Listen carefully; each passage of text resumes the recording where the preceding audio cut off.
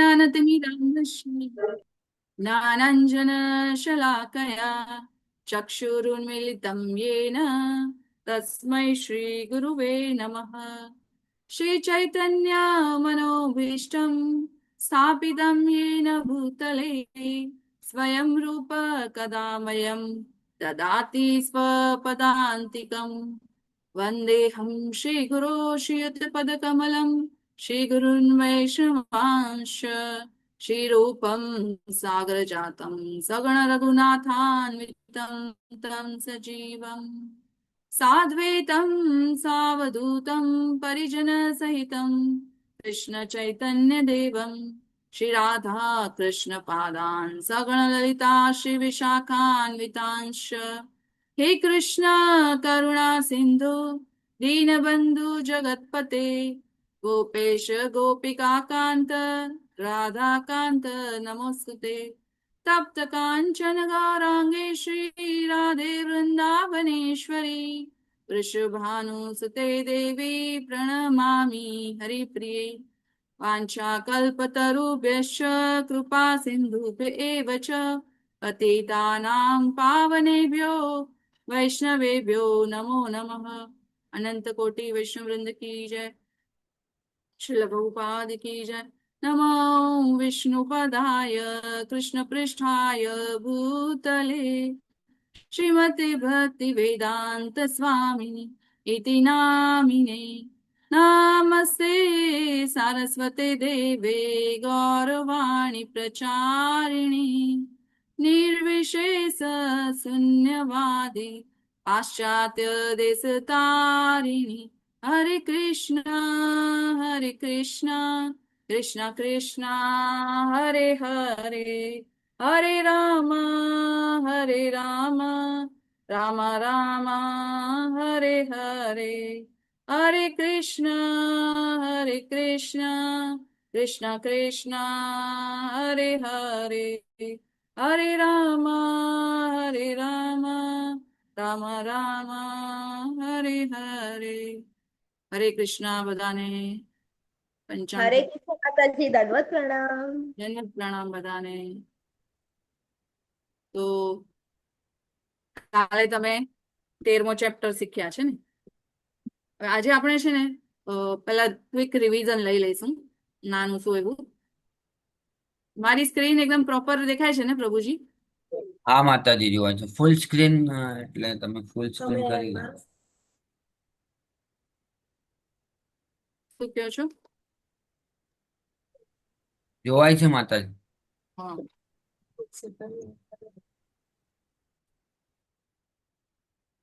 તો કોણ કહેશે પહેલા અધ્યાયનું? હવે રેઇઝ હેન્ડ કરજો તમે લોકો. પહેલા અધ્યાયના વિષયમાં કોણ કહેશે? આપણે શું શીખ્યા? બે લાઈનમાં જ બોલવાનું છે, વધુ નથી બોલવાનું. પહેલા અધ્યાયનું નામ અને એનું થોડુંક એમાં શું આપણે શીખ્યા એ. કનન માતાજી, હરે કૃષ્ણ બોલો. કુરુક્ષેત્રની યુદ્ધ ભૂમિ પર સૈન્ય નિરીક્ષણ. હા. એમ કયો છો ને માતાજી, ફર્સ્ટ અધ્યાય ટુ અહીંયા તો લખવું ને, એમ ને માતાજી? એમ આઈ રાઈટ?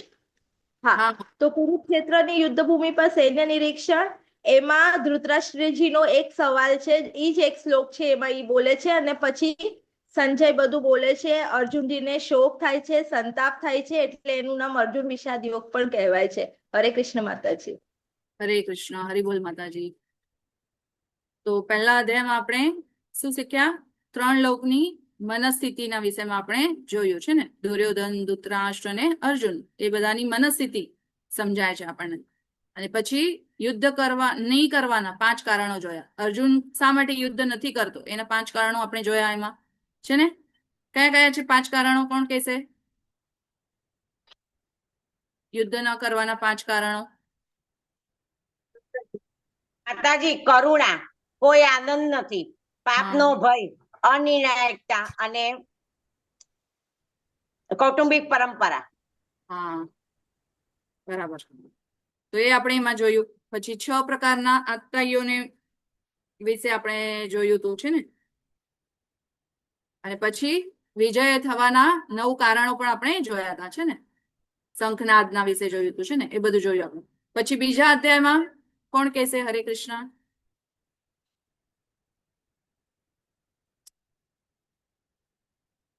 બીજા અધ્યાયમાં શું જોયું? હા, કેવો માતાજી, કનન માતાજી?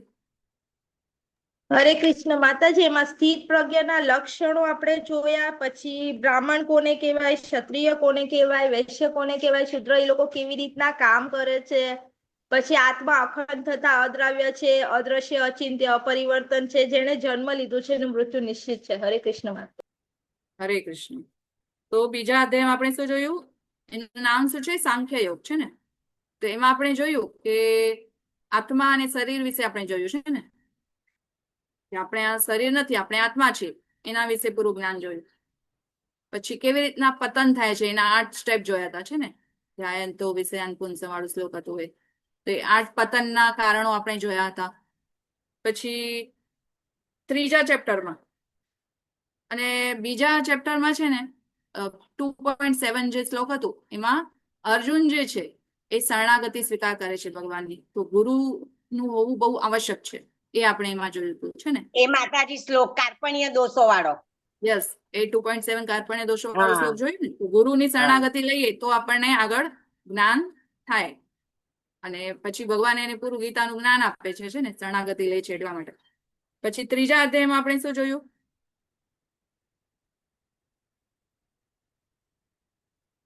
હરે કૃષ્ણ. બીજું કોઈ બોલશે નહીં? બીજા પાર્ટિસિપેટ પણ પાર્ટ લે. કનન માતાજી હરે કૃષ્ણ બોલો.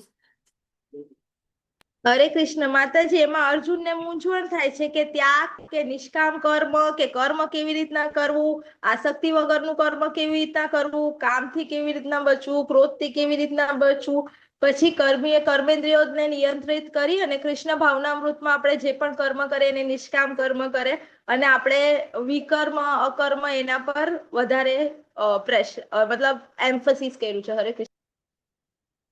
હરી બોલ માતાજી, બહુ સુંદર. તમે લાગે છે બરોબર નોટ્સ બનાવો છો એકદમ બધી. તો પછી આમાં આપણને અર્જુન આ જે કર્મયોગ છે એમાં જે છેલ્લું હતું, તો એમાં પાછું અર્જુન કહે છે કે ભગવાનને પ્રશ્ન પૂછે છે કે હું બધા લોકો છે ને પાપ નથી કરવા માંગતા, પણ છતાં પણ એવું બળજબરીથી એવું કોઈ કરાવે છે આપણને છે ને, આપણને પાપ નથી કરવું હોતું તો પણ કરવા આપણે પ્રેરિત થઈ જઈએ છીએ. તો એ કોણ કરાવે છે? તો એના જવાબમાં હવે ભગવાન છે એ ચોથો અધ્યાય કે છે ને. ચોથા અધ્યાયનું નામ શું છે? દિવ્ય જ્ઞાન છે ને. તો દિવ્ય જ્ઞાન જે છે એમાં ભગવદ ગીતાનો પૂરો ઇતિહાસ આવી જાય છે, કે ક્યારથી ભગવદ ગીતા શરૂ થઈ, ક્યારથી બધું થયું, ગુરુ શિષ્ય પરંપરામાં આવી છે ને, બ્રહ્માજીને આપ્યું ભગવાને, અને પછી બ્રહ્માજીથી પછી નીચે આવીને આપણે બ્રહ્મ મધ્વ ગોળે સંપ્રદાયમાં આપણે આવીએ છીએ. તો એ આપણને મળી છે ને પ્રભુપાદજી દ્વારા આપણને. તો એવી રીતના આખું જે જ્ઞાન છે એ ભગવાને આપ્યું એમાં. પછી ભગવાન ક્યારે આવે છે આ ધરતી ઉપર છે ને, તો એના માટે ભગવાને કારણ બતાવ્યા કે યદા યદા ઈ ધર્મસ્ય જ્ઞાનિવૃદ્ધિ ભારત છે ને. તો શા માટે આવે છે? સાધુઓની રક્ષા કરવા માટે આવે છે, ધર્મની સ્થાપના કરવા માટે આવે છે ભગવાન. આ બધું જણાવ્યું. પછી ભગવાને એમાં શું કીધું ચોથા અધ્યાયમાં? બીજું, જન્મ કર્મ ચમે દિવ્યમ છે ને. જે મારા જન્મ અને કર્મને જાણી લે છે એ લોકોને પાછું આવવું પડતું નથી, પુનર્જન્મ લેવું પડતું નથી એ લોકો. એ વિશે સમજાવ્યું. પછી સકામ કર્મ, અને પછી વિકર્મ અકર્મ નિષ્કામ કર્મ, એ બધા વિશે પણ સમજાવ્યું. પછી 5th ચેપ્ટરમાં હરે કૃષ્ણ કોઈ કહેશે 5th ચેપ્ટરમાં શું થયું? એનું નામ શું છે? કનન માતાજી હરે કૃષ્ણ. કર્મ સંન્યાસ યોગ. હરે કૃષ્ણ માતાજી, ઈ કર્મયોગ કૃષ્ણ ભાવનાયુક્ત કર્મયોગ. હા, આમાં બધું નિષ્કામ કર્મના બારામાં કીધું છે. અષ્ટાંગ યોગ દ્વારા મુક્તિ યોગ કેવી રીતના કરવાનો, મુક્તિના મંચ પર શાંતિ જોઈએ છે, તો શાંતિ કેવી રીતના પામવાની એ જ કીધું છે. હરે કૃષ્ણ. પછી છઠ્ઠો ચેપ્ટર. તો છઠ્ઠા ચેપ્ટરમાં શું છે? અષ્ટાંગ યોગ છે ને. તો ભગવાને એમાં ધ્યાન યોગ વિશે સમજાવ્યું, આખું અષ્ટાંગ યોગ, હઠ યોગ બધા વિશે સમજાવ્યું. પણ પછી છેલ્લે શું કીધું કે બધામાંથી કયું છે શ્રેષ્ઠ? યોગીનામ અપી સર્વેશામ મદ્ગતે અંતરાત્મના શ્રદ્ધાવાન ભજતે યો મામ સમયયુક્ત તમોમતઃ છે ને. બધા યોગીઓમાં શ્રેષ્ઠ કોણ છે? ભગવાને કીધું કે ભક્તિ યોગી છે એ શ્રેષ્ઠ છે ને. તો એ આખું આપણને સમજાવે છે. એટલે ભક્તિ યોગની શરૂઆત થાય છે 7th ચેપ્ટરથી. પછી 7 થી 12 તો હવે 7 ચેપ્ટર ના વિશે કોણ કહેશે? નારાયણી માતાજી, હરે કૃષ્ણ. માતાજી જ્ઞાન વિજ્ઞાન યોગ છે. એમાં હા. કૃષ્ણ સર્વ કારણોના કારણ છે એ સમજ્યા. પછી 8 પ્રકૃતિ, જળ, પૃથ્વી, અગ્નિ, જળ, વાયુ, આકાશ, મન, બુદ્ધિ ને અહંકાર. પછી કૃષ્ણ પ્રીત્યર્થે કર્મ કરવું જોઈએ એ સમજ્યા. અને 4 પ્રકારના ભક્તો કૃષ્ણને શરણે જાય છે, દુઃખી અર્થાત જિજ્ઞાસુ ને જ્ઞાની. અને માયા દૂર તે જે કૃષ્ણને શરણાગતિથી પાર કરી જાય છે. હરે કૃષ્ણ. હરે કૃષ્ણ, હરિ બોલ માતાજી, બહુ સરસ. તો આપણે એમાં એ જોયું બધું છે ને, પરાશક્તિ વિશે સમજાવ્યું, અપરાશક્તિ. ભગવાન પોતાનું પૂરું ઐશ્વર્ય થોડું બતાડે છે અર્જુનને. અને પછી 4 પ્રકારના જે લોકો હોય છે, જે ભગવાનની શરણમાં જાય છે, 4 પ્રકારના લોકો જે નથી જતા, એના વિશે ભગવાન સમજાવે છે ને. તો એ બધું જોયું આપણે. પછી નિરાકારવાદી વિશે જોયું એમાં 7 ચેપ્ટરમાં. દેવી દેવતાઓના ઉપાસકો હોય છે એના વિશે આપણે જોયું, ચર્ચા કરી. પછી 8મો જે અધ્યાય છે એના વિશે કોણ કહેશે? 8મો અધ્યાયનું નામ શું છે?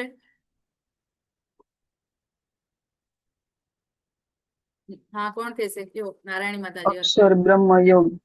અક્ષર બ્રહ્મ યોગ. એમાં છે અંતકાળે જેનું સ્મરણ કરીએ એ જ ગતિ લાસ્ટમાં હોય. અને અંતે નારાયણ સ્મૃતિ એ જીવનનું લક્ષ્ય હોવું જોઈએ. અને ભક્ત માટે કૃષ્ણધામ પ્રાપ્તિ અને સૃષ્ટિનું આવાગમન ચક્ર. હરે કૃષ્ણ. હરિ બોલ માતાજી. તો એમાં હવે જે 7 ચેપ્ટર હતો એમાં જે શબ્દ હતા ને, ભારી ભારી શબ્દ જે સમજાય નહીં એવા એને અર્જુનને, તો એ છેલ્લો શ્લોક જે હતો ત્યાંથી એ શબ્દ ઉપાડે છે ને 8મા અધ્યાયની શરૂઆત થાય છે. 8 પ્રશ્ન અર્જુન પૂછી લે છે ને, આદિભૂત શું છે, અધિદેવ શું છે, એવા બધા. અને પછી એમાં એક પ્રશ્ન હતો કે પ્રાણ કાલે શું કરવું જોઈએ આપણને, છે ને. તો કેવી રીતના કરવું જોઈએ, ભગવાનની પ્રાપ્તિ કેવી રીતના થશે આપણને. તો એ 8 જે ક્વેશ્ચન હતા એમાંથી 7 ક્વેશ્ચન આન્સર ભગવાને આગળના 2 જે હતા એમાં જવાબ આપી દીધા, 3જા અને 4થા શ્લોકમાં. પછી આખું જે 8મો અધ્યાય છે એ પૂરું પ્રાણ કાલે શું કરવું જોઈએ, કેવી રીતના આપણે ભગવાન સ્મરણ કરવું જોઈએ એના વિશે પૂરું સમજાવે છે. એટલે 8મો ચેપ્ટર આપણને આપે છે. અંતકાલે ચ મામેવ સ્મરણ મુક્ત્વા કલેવરમ યપ્રયાતિ સમદ્ભાવમ યાતિ નાસ્ત્ર સંશય. અંતકાલમાં જે પણ ભગવાનનું સ્મરણ કરે છે એ ભગવાનના ધામમાં જાય છે, એમાં કોઈ પણ સંશય નથી. એ બધું સમજાવે છે ને.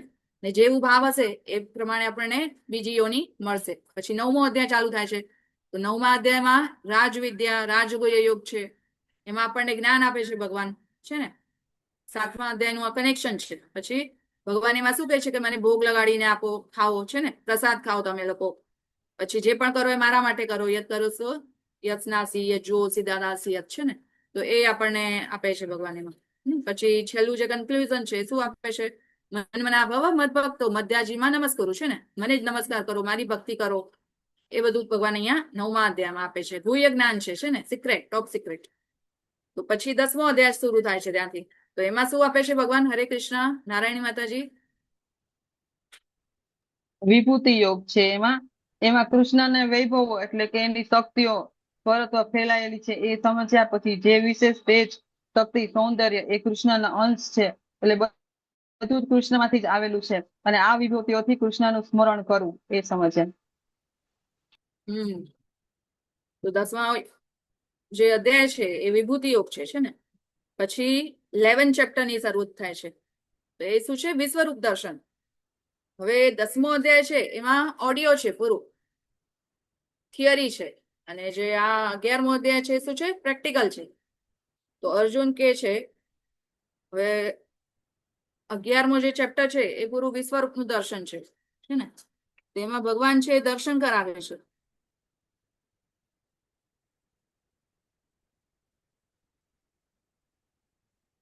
તો 12મા અધ્યાયમાં શું શીખ્યા આપણે? 12મો અધ્યાય, હરે કૃષ્ણ. હરે ભક્તિ કૃષ્ણ. યોગ. ભક્તિ યોગ. નિરાકાર ઉપાસના કરતા સાકાર કૃષ્ણ ભક્તિની શરણે જવું જોઈએ. અને શુદ્ધ ભક્તના લક્ષણો વિશે સમજ્યા.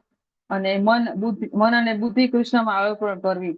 અને ભક્ત કૃષ્ણને અત્યંત પ્રિય હોય છે એ સમજ્યા હતા. હરી બોલ માતાજી. તેમાં 12મા અધ્યાયમાં આપણે ભક્તિના સ્ટેપ શીખ્યા છે ને, કેવી રીતના ભક્તિ કરવી જોઈએ. સૌથી ઉપર શું છે? અનન્ય ભક્તિ છે.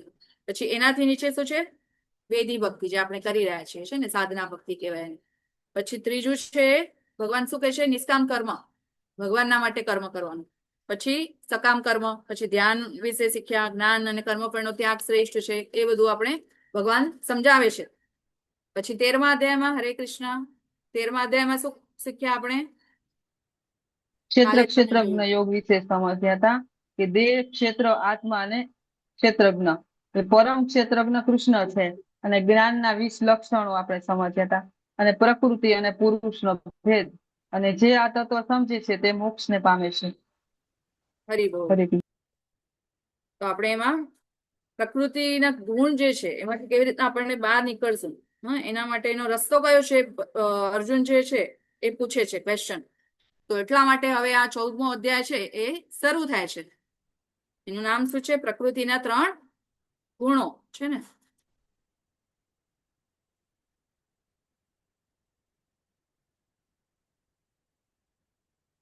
હા, તો તમને સ્લાઇડ વિઝિબલ છે તમારી, છે ને. તો હવે ભૌતિક પ્રકૃતિના 3 ગુણો જે છે એના વિશે આપણે આજે ચર્ચા કરીશું, છે ને. તો અહીંયા જો તમને શું દેખાય છે? 3 આ જે છે એ માયાદેવી છે, ને નીચે જે મનુષ્યો છે એને હેન્ડલ કરી રહ્યા છે ને.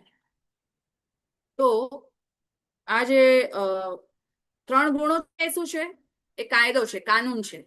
આ પ્રકૃતિમાં આપણે જે જન્મ લીધો છે, અહીંયા આપણે આવ્યા છીએ ભૌતિક પ્રકૃતિમાં, તો અહીંયા આ 3 ગુણો છે એ આપણા ઉપર કાર્ય કરવાનું શરૂ કરી દે છે. અહીંયા આવીએ એટલે જેવી રીતના આપણે અમેરિકામાં જઈએ અથવા બીજા કોઈ કન્ટ્રીમાં જઈએ તો ત્યાંનું જે કાનૂન હોય એ આપણા ઉપર તરત જ લાગુ થઈ જાય છે ને. આપણને ભલે એના વિશે ખબર હોય કે ન હોય ખબર, પણ આપણે એનું અગર રૂલ્સ ફોલો ન કરીએ, એનું ભંગ કરીએ આપણે રૂલ્સનું, તો શું થાય? આપણને ત્યાંની જે પોલીસ હોય પકડી જાય છે ને, અને દંડ કરે આપણા ઉપર. તો એવી રીતના અહીંયા પણ જે આ પ્રકૃતિ છે, જે એની આ 3 જે છે, આ 3 ગુણ છે, કાનૂન જેવા જ છે. તો એનાથી આપણે બંધાઈ જઈએ પછી, છે ને. તો એમ જયારે આધ્યાત્મિક ધામ છોડીને જયારે આપણે ભૌતિક જગતમાં આવીએ છીએ ત્યારે ભોગ કરવાની કામનાથી ભગવાન બનવાની સૂક્ષ્મ કામના આપણે લઈને આવીએ છીએ. આપણને શું કરવું છે? આપણા બીજા ઉપર શું કરવું છે? આધિપત્ય જમાવવું છે. આપણને બીજા ઉપર શું કરવું છે? આપણને બીજા ઉપર વર્ચસ્વ જમાવવું છે ને. સ્વામિત્વ ભાવ આપણને જોઈએ છે. તો એટલા માટે આપણે શું કરીએ? બીજા ઉપર કંટ્રોલ કરવાની ભાવનાથી આપણે અહીંયા આવીએ છીએ, છે ને. તો એવી રીતના આપણે છે ને પોતાના શરીર ઉપર પણ આપણું થોડું ઘણું કંટ્રોલ છે. એટલે ભગવાને આપણને થોડુંક એવું આપી દીધું છે કે આપણે કંટ્રોલ કરીને અહીંયા રહી શકીએ. તો એ શું છે કે આપણે પોતાના ઉપર કેવી રીતના કંટ્રોલ કરી શકીએ કે શું ખાવું, શું પીવું, છે ને, ક્યાં જવું, ક્યાં નહીં જવું, એ આપણે બધા કંટ્રોલ કરી શકીએ છીએ. એ આપણા હાથમાં છે ને. પછી ઘરમાં પણ આપણે કહીએ ને કે આ તો ઘર મારાથી ચાલે છે ને. તો આ બધું ભોગ ભોગવવાની કામનાથી આપણે અહીંયા આવી ગયા છે. તો ભોગ ભોગવવાની જે મર્યાદા હોય, એનું જે નિયમ હોય કે એટલું બધું જોઈએ એટલું નહીં કરી શકીએ ને આપણે. તો એનું જે કાયદો છે એ છે આ પ્રકૃતિના 3 ગુણો. તો એ આપણે ઓટોમેટિકલી આવી જઈએ છીએ. તો જેવી રીતે આપણે અમેરિકામાં જઈએ તો ત્યાંનું કાનૂન આપણને લાગી જાય છે ને, તો એવી રીતે સંસારમાં પણ આપણે આવી તો આ 3 ગુણ છે એ આપણને બાંધી લે છે. તો આપણા ઉપર જે છે એ આ કાયદાનો પ્રેશર હોય છે. નહીં તો અગર પ્રેશર ન હોય તો શું થાય? આ કાયદાનો પ્રેશર ન હોય તો કોઈ પણ કંઈ પણ કરી શકે. આતંકવાદી જે હોય એ કોઈ પણ ક્યાં પણ જઈને, અગર પોલીસ ન હોય, એવા સિક્યોરિટી ગાર્ડ ન હોય, તો એ ક્યાં પણ જઈને કાંઈ પણ કરી લે છે ને. તો એટલા માટે કાનૂનની આવશ્યકતા હોય છે. તો એ આપણને બાંધીને રાખે છે કે આપણે વધુ કંઈ ઓલું ન કરી શકીએ. આપણામાં જેટલું હોય એટલું કરી શકીએ. તો વેદોની મર્યાદામાં રહીને આપણને ભોગ ભોગવવું જોઈએ, છે ને. વેદોમાં આપણને બધું નિયંત્રિત કરેલું જ છે કે હવે લગ્ન કરવાની જે આ પ્રથા છે એ શા માટે છે? એ ભોગ ઉપર નિયંત્રણ કરવા માટે છે, ભોગ ભોગવવા માટે નથી આપ્યા, છે ને. તો એવી રીતના વેદોમાં જે છે કે ધીરે ધીરે આપણે થોડા થોડા ભોગ ભોગવીને પછી આપણે નિવૃત્ત થઈએ. એ રીતે આખી જે સમાજનો ઢાંચો છે એ આપણા સનાતન ધર્મમાં બનેલો છે. તો એ ભગવાનના ધામમાં જવું, પછી મેઇન આપણું શું મુદ્દો હોવો જોઈએ કે આપણે ભગવાનના ધામમાં કેવી રીતના જશું. આ બધું ઇન્દ્રિય તૃપ્તિ થોડી થઈ જશે, પણ પછી મેઇન ગોલ શું હોવું જોઈએ? કે ભગવાનના ધામમાં પાછું જવું જોઈએ, છે ને. તો એ આપણું હોવું જોઈએ. બહારના દેશમાં અગર કોઈ હવે કોઈ દુબઈ ગયો સમજો અને ત્યાં જઈને પાનની પિચકારી નાખે દિવાલો પર, આપણા ઇન્ડિયામાં તો બધા ફેંકતા જ હોય છે, દિવાલો જોઈએ આપણે તો પૂરી ભરેલી હોય પાનના પિચકારીઓથી, છે ને. તો એવી રીતના ત્યાં તો ન ચાલે, છે ને. રોંગ સાઈડમાં ગાડી ચલાવે તો પણ ત્યાં ચાલે નહીં. તો મર્યાદામાં રહીને આપણને કાર્ય કરવું જોઈએ. તો સરકાર પણ હવે જો સરકાર જે હોય, જ્યાં દેશની જે સરકાર હોય એ લોકોએ પણ ઘણું બધું બનાવ્યું છે ને. એક તો સરકાર છે જેલ પણ બનાવે છે, બીજાને સુધારવા માટે ત્યાં નાખે, પનિશમેન્ટ આપવા માટે, છે ને. જેણે કઈ એવા કર્મ કર્યા હોય, ખરાબ કર્મ, તો એ લોકોને સુધારવા માટે એ જેલો બનાવી છે. પછી સરકારે બીજું શું ગાર્ડન પણ બનાવ્યા છે અને મંદિરો પણ બનાવ્યા છે ને. ચોઈસ કોની છે? આપણી છે કે આપણને ક્યાં જવું છે, ગાર્ડનમાં જવું છે, મંદિરમાં જવું છે કે પછી જેલમાં જવું છે. તો આપણે જેવા કાર્ય કરશું એવી રીતના આપણે એનું ભોગવવું પડશે, છે ને. તો અહીંયા પણ આ જે 3 ગુણો છે એ પ્રકૃતિના છે અને એ આપણા બધા ઉપર જ છે જ. ચોઈસ તો આપણી છે કે કયા ગુણને આપણે સ્વીકાર કરીએ, કયા ગુણનો સ્વીકાર ન કરીએ, છે ને. તો એમાં આપણે પ્રેક્ટિસ કરવી જોઈશે. તો પ્રેક્ટિસ કરશું તો આપણે આ જે 3 ગુણ છે એનાથી ઉપર ઉઠી શકશું ને આપણને એનાથી ઉપર જ ઉઠવાનું છે. તો ભગવાન છે એ હર યુગમાં આવે છે ને, કે આપણે સુધરી જઈએ. એટલા માટે આપણને સુધારવા માટે ભગવાન આવે છે કે તમે હવે જેલમાં કેટલા દિવસ રહેશો, આ જેલને છોડો. આ જે ભૌતિક દુનિયા છે, ભૌતિક જે બ્રહ્માંડ છે એ બધા જેલ સ્વરૂપ જ છે. 14 લોક છે એ બધા જેલ સ્વરૂપ જ છે બધા. કોઈને વધુ સજા હોય, હા, અલગ અલગ લોકોમાં અલગ અલગ બધી આયુષ્ય હોય છે, તો એ બધી સજા રૂપે જ છે. એમાંથી ભગવાન કે છે તમે ક્યારે આવશો મારી પાસે, છે ને. તો એ ભગવાન છે એ શું કે છે? સર્વધર્મ પરિત્યજ મામેકમ શરણમ વ્રજ અહમ ત્વામ સર્વ પાપેભ્યો મોક્ષિષ્યામિ મા શુચઃ. ભગવાન કે છે બધા ધર્મોને છોડીને તમે મારી શરણમાં આવી જાઓ, ડરો નહીં, તમે પાપમાંથી હું તમને મુક્તિ આપીશ, છે ને. તો ભગવાન તો આપણને પાપ અને પુણ્યના એમાંથી મુક્ત કરવા માટે આવે છે ને. પણ આપણને શું છે, એમાં મજા આવી ગઈ છે. આપણને તો એમાં મજા આવે છે. આપણને એવું લાગતું જ નથી કે અહીંયા આપણે કંઈક ખરાબ કરીએ છીએ કે આપણને બહારે જવું જોઈએ. આપણને અહીંયા જ શું છે, શાંતિ લાગે છે ને. એટલા બધા દુઃખ આવે છે આપણા ઉપર, તો પણ આપણને અહીંયા મજા આવી જાય છે. તો આ કાયદા શા માટે હોય છે? તો આ સારા લોકોની સેફટી માટે હોય છે ને. તો આ જરૂરી છે. કાનૂન ન હોય તો સારા લોકોની સેફટી કેમ થાય, છે ને. કોઈ પણ ગુંડા લોકો હોય એ આવીને બીજાની છોકરીઓને ઉપાડી લઈને ચાલ્યા જાય. એવા લોકો જેવી જેની વૃત્તિ હોય, ગુણ હોય એ પ્રમાણે બધા કાર્ય કરતા હોય છે ને. તો એ એટલા માટે કાનૂન જરૂરી છે કે સારા લોકોની સેફટી થઈ શકે.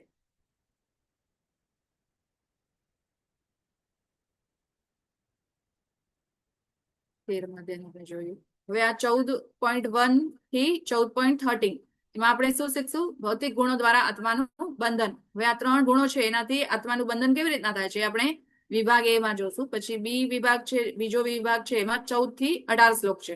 તેમાં ગુણો દ્વારા બંધનનો પ્રભાવ શું થશે આપણા ઉપર, છે ને. આપણા ઉપર આ ગુણોનો શું પ્રભાવ થશે અને ગુણોમાં કર્મો અને મૃત્યુ થાય તો શું થાય આપણને. પછી 19 થી 27 માં ગુણોથી પરે થવું જોઈએ, આપણને ગુણાતીત બનવું જોઈએ, છે ને. આ બધા જે 3 ગુણો છે એનાથી આપણને શું થવું જોઈએ? ઉપર ઉઠવું જ છે ને. એના માટે આપણે શું કરશું એ અહીંયા ભગવાન આગળ કહેશે.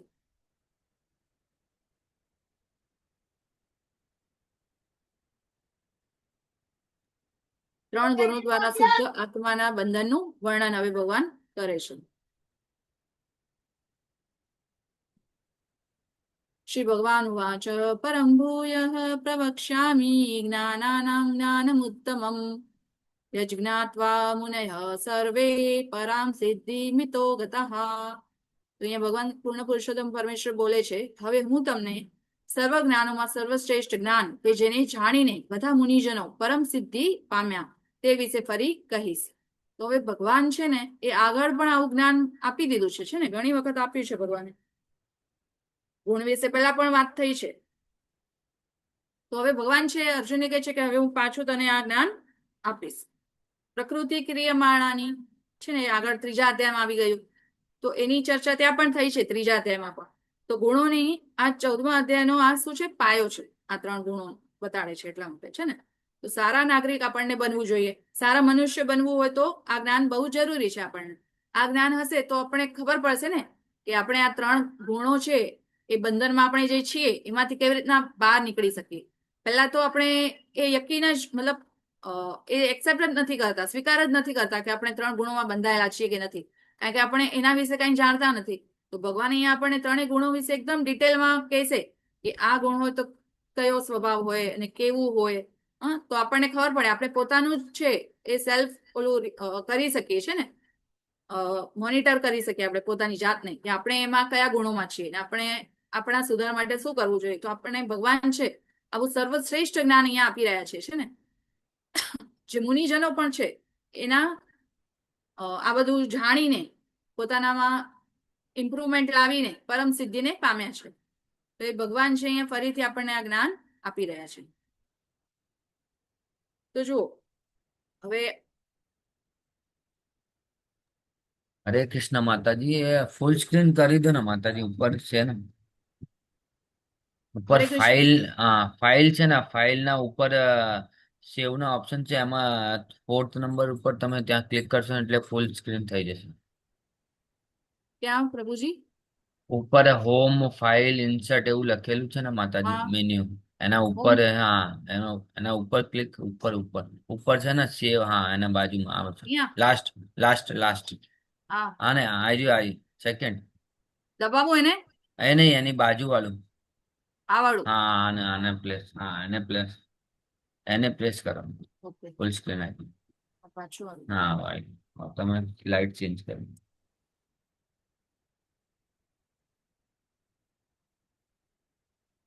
હા, થેન્ક યુ પ્રભુજી. તો આ 9 ઋષિઓ કોણ છે ને? તો આ ઋષિઓ દ્વારા શું આગાહી કરવામાં આવી હતી તમને ખબર છે? હરે કૃષ્ણ. આ 9 ઋષિઓ કોણ છે અને શું આગાહી કરી હતી? કોઈને ખબર છે?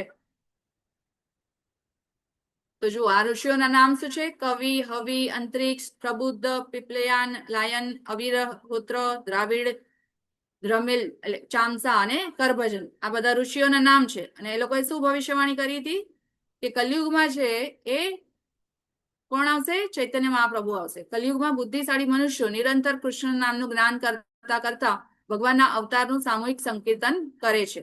અને ભગવાનનો વર્ણ શ્યામ નથી, છતાં તેઓ સ્વયં કૃષ્ણ જ છે. અને તેમની સાથે તેમના સાથીઓ, સેવકો, આયુધો અને અંતરંગ પાર્ષદો હોય છે ને. તો અહીંયા જે શ્લોક આપ્યું છે એ કયું છે? કૃષ્ણ વર્ણ ત્રિષા કૃષ્ણ સાંગોપાંગસ પાર્ષદમ યજ્ઞે સંકીર્તન પ્રાયે યજંતી હિ સુમેધસ છે ને. આ શ્લોક જે છે એ પ્રૂફ કરે છે કે ભગવાન કૃષ્ણ જે છે એ ચૈતન્ય મહાપ્રભુ બનીને આવે છે ને. તો ચૈતન્ય મહાપ્રભુ જયારે આવ્યા તો આપણને શું આપ્યું? એમને ખબર હતી કે કૃષ્ણ હતા ને, જયારે ભગવદ્ ગીતા આપણને આપી છે ભગવાને, તો ખબર હતી કે કલયુગના લોકો છે કેવા છે? ઝઘડાળુ છે, ઈર્ષ્યાળુ છે, અલ્પાયુષ્ય છે. તો એ લોકો કઈ ભગવદ્ ગીતાનું જ્ઞાન એટલું બધું એ લોકોને લેશે તો પણ યાદ રહેશે નહીં, અને યાદ કરશે તો પણ પોતાના જીવનમાં ઉતારી શકશે નહીં. એટલા માટે ચૈતન્ય મહાપ્રભુ છે અહીંયા સાક્ષાત આવે છે કળિયુગમાં, અને આપણને બધાને શું આપે છે? એકદમ ઈઝી રસ્તો બતાડી જાય છે. શું આપે છે આપણને? સંકીર્તન, નામ, હરે કૃષ્ણ મહામંત્ર આપી જાય છે. હરે કૃષ્ણ કૃષ્ણ કૃષ્ણ હરે હરે, હરે રામ રામ રામ હરે હરે. તો ચૈતન્ય મહાપ્રભુ આપણને આ રસ્તો બતાડે છે ને. તો એનાથી આપણે શું થઈ શકીએ? આ જે બંધન છે, 3 ગુણ છે, એનાથી આપણને મુક્તિ છે આસાનીથી મળી જશે. તો એટલા માટે ચૈતન્ય મહાપ્રભુ છે આપણને ઈઝી રસ્તો બતાડી રહ્યા છે. ઇદં જ્ઞાનમ ઉપાશ્રિત્ય મમ સાધર્મ્યમાગતઃ સર્ગે પીનોપજાયન્તે પ્રલયેન વ્યથન્તિ ચ. હવે અહીંયા શું કહે છે? આ જ્ઞાનમાં, હવે આ જે 3 ગુણો વાળું જે જ્ઞાન ભગવાન અહીંયા આપી રહ્યા છે આપણને, તો આ જ્ઞાન પ્રાપ્ત કરવાથી શું થશે આપણને? તો ભગવાન શું કહે છે અહીંયા? આ જ્ઞાનમાં આ 3 ગુણો વિશે જે જાણી લે છે અને એમાં સ્થિર થાય છે, તો એ મનુષ્ય જે છે એ દિવ્ય પ્રકૃતિને પ્રાપ્ત કરી લેશે. દિવ્ય પ્રકૃતિ એટલે શું? ગુણાતીત થઈ જશે છે ને. એવું નહીં કે ભગવાન જેવા જ આપણે બની જશું, આપણે ભગવાન બની જશું. પણ ભગવાનના જેવો આપણો સ્વભાવ છે એ થશે ધીરે ધીરે છે ને. એટલે કે ગુણાતીત, ભગવાન પણ ગુણાતીત છે, ગુણાધીશ પણ છે ભગવાન. તો આપણે તો ગુણાધીશ ન થઈ શકીએ, પણ આપણે ગુણાતીત થઈ શકીએ છીએ ને. તો આ પ્રમાણે સ્થિત થવાથી તે સર્જન સમયે જન્મ લેતો નથી. અને જેને આ જ્ઞાન થઈ જશે ને, તો શું થશે કે જ્યારે પણ પ્રલય થશે, હવે આપણે પ્રલય વિશે પણ જાણી ગયા છે, મિની પ્રલય હોય અને મહાપ્રલય હોય. તો મિની પ્રલય હોય છે એ બ્રહ્માજીનું જે રાત અને થાય છે ત્યારે મિની પ્રલય થતું હોય છે ને. અને મહાપ્રલય કારણોદક્ષ વિષ્ણુ જ્યારે શ્વાસ લે અંદર ત્યારે બધા બ્રહ્માંડો એમની અંદર જતા રહે છે ત્યારે મહાપ્રલય થાય છે.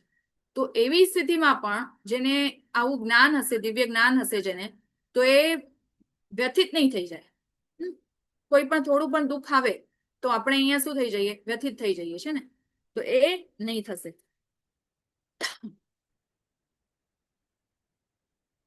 હવે આ જ્ઞાનનો પરિચય અને મહિમા શું છે તો આપણને સમજાવે છે ભગવાન. કૃષ્ણ જેવી મુક્તિ અને ગુણાતીત પ્રકૃતિ આપણને પ્રાપ્ત થશે છે ને.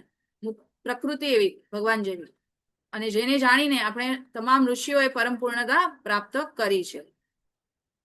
હે ભરતપુત્ર, બ્રહ્મ નામનું સમગ્ર ભૌતિક પદાર્થ જન્મનો સ્ત્રોત્ર કહેવાય છે, અને હું આ બ્રહ્મનું જ ગર્ભાધાન કરું છું, જેનાથી સર્વ જીવોનો જન્મ શક્ય બને છે.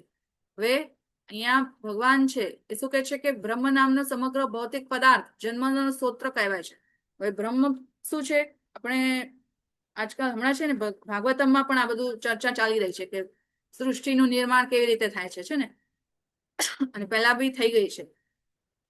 દિવ્ય જ્ઞાનમાં પણ આ બધું આપણે સમજી ગયા છીએ છે ને, કે બ્રહ્મ જે છે પ્રધાન છે ને. તો ભૌતિક જગતની સૃષ્ટિ કરવા માટે જે કંઈ પણ કાચો માલ હોય તો એને શું કહેવામાં આવે છે? પ્રધાન કહેવામાં આવે છે.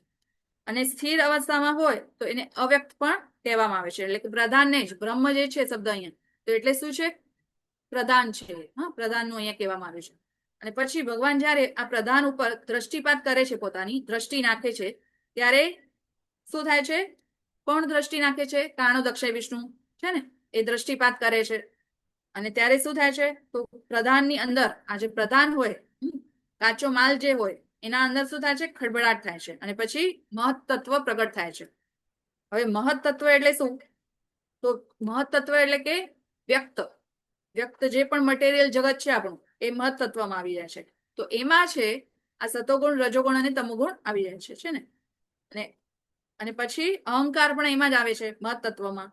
તો હવે જ્યારે દ્રષ્ટિપાત થયો તો એ કાળ દ્રષ્ટિ છે, અને જે દ્રષ્ટિપાત થયો એ શિવજીની શક્તિ છે, તો કાળ શક્તિ. હવે કારણોદક્ષ વિષ્ણુ છે એ પોતાની જે દિવ્ય દ્રષ્ટિ છે એ કોના ઉપર નાખે છે? પ્રકૃતિ ઉપર નાખે છે.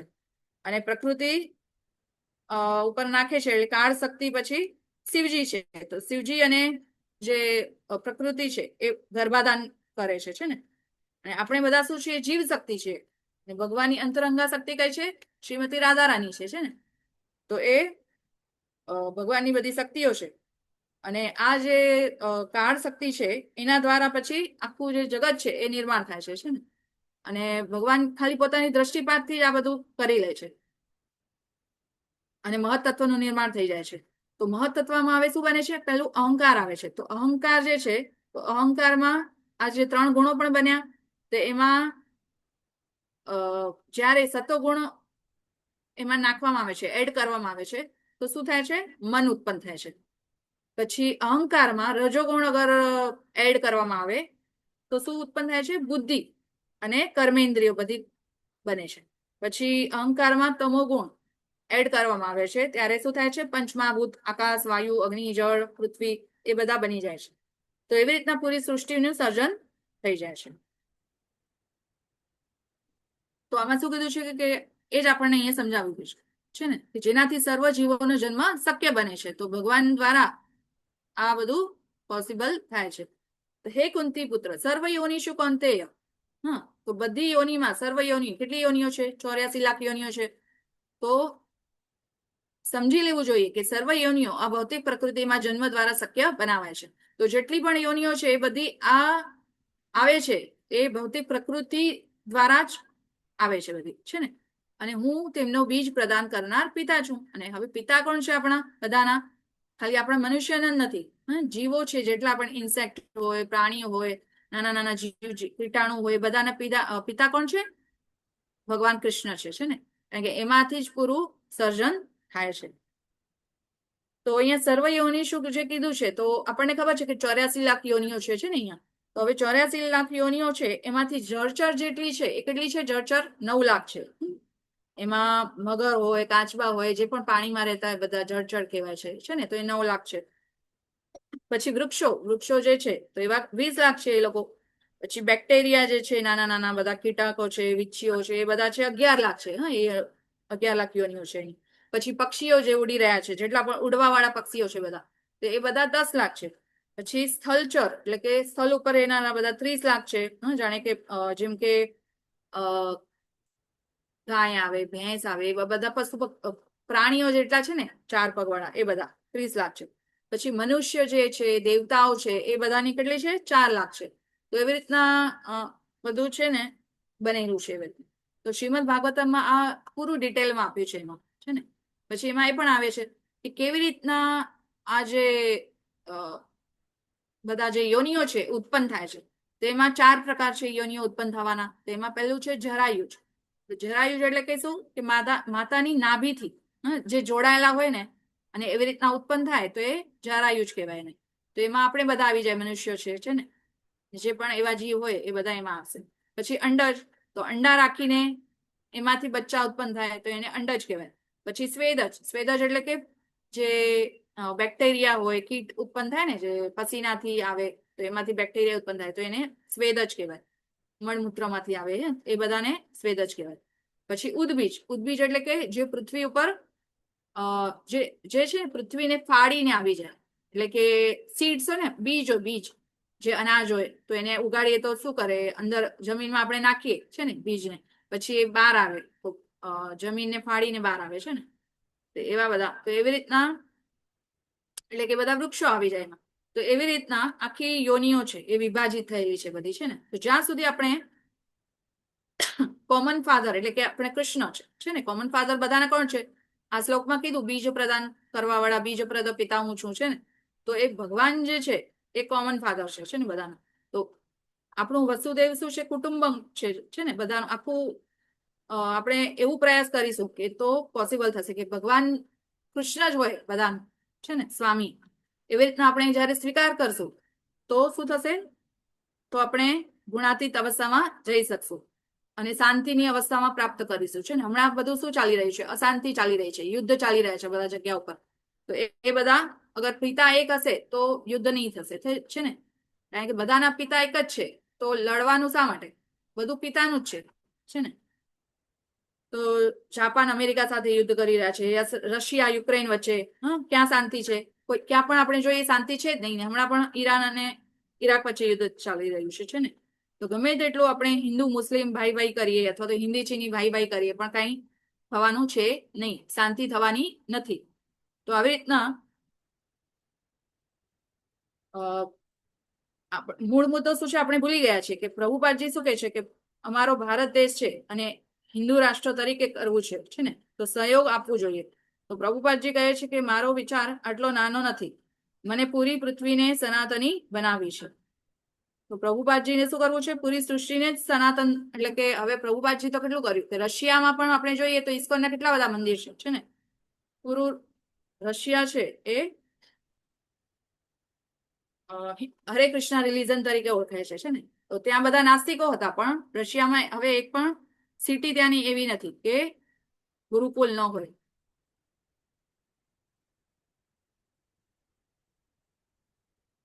તો ઇસ્કોનની ગુરુકુલ ન હોય એવું ત્યાં છે જ નહીં. નાનામાં નાની અથવા મોટામાં મોટી ત્યાં ગુરુકુલ જોવા મળશે. તો પ્રભુપાદ છે એ કોમન ફાધર્સ વિશે આપે છે ને. બધાને કોમન ફાધર્સ આપ્યા છે પ્રભુપાદજીએ. કૃષ્ણ બધાને આપ્યા છે પ્રભુપાદજીએ. તો બધા ફોરેનર હોય એ બેઠા હોય અને એકબીજાને પ્રેમથી ત્યાં જમાડતા હોય, સંકીર્તન થતું હોય, છે ને, બધું થતું હોય. એમાં ક્યારે પણ ભેદ નથી કરતા કે આ ગોરો છે કે કાળો છે. બધું વ્યવસ્થિત ચાલતું હોય છે. પછી પ્રભુપાદજીને છે ને કોઈએ કીધું કે ક્યારે પૂછે તમે કઈ જાતિના છો, એવું આપણે જોયું છે ક્યારે પણ?